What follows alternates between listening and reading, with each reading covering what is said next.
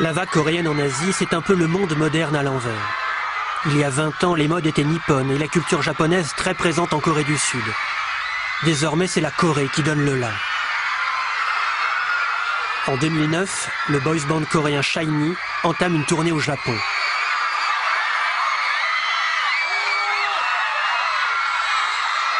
Les 5 membres de SHINee ont sorti leur premier album 1 an auparavant. Et déjà, ils déplacent une foule de fans sentimentales. Sympathique cérémonial au cours duquel chacune aura le privilège de toucher la main des vedettes.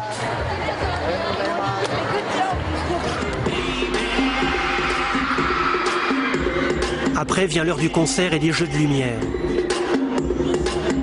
Est-ce la chorégraphie de groupe? Est-ce le look de SHINee, réputé paraît-il pour son style vestimentaire? Est-ce la musique qui déclenche à ce point la ferveur nippone? Quel que soit le succès, il y a toujours une part de mystère.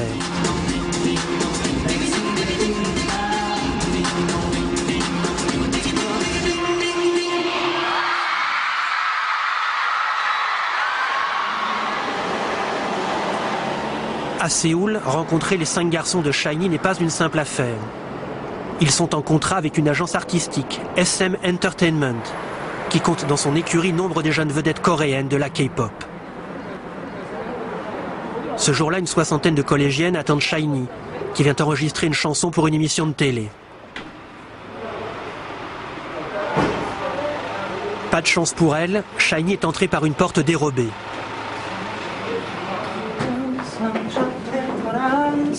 Tout juste sortis de l'adolescence, les membres de SHINee surfent depuis 2 ans sur la vague de la réussite. Dès que l'on a débuté dans la K-pop, grâce à la puissance de la vague coréenne, nos chansons ont vite rencontré le succès. C'était incroyable, ça s'est passé en quelques heures après la sortie de notre premier disque. On a vraiment pu réaliser à quel point la vague coréenne est forte.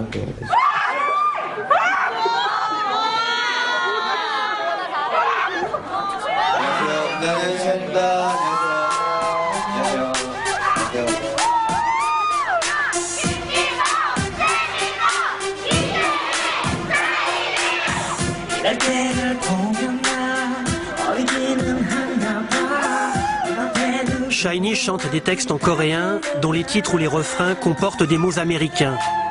Cette chanson par exemple s'appelle Hello.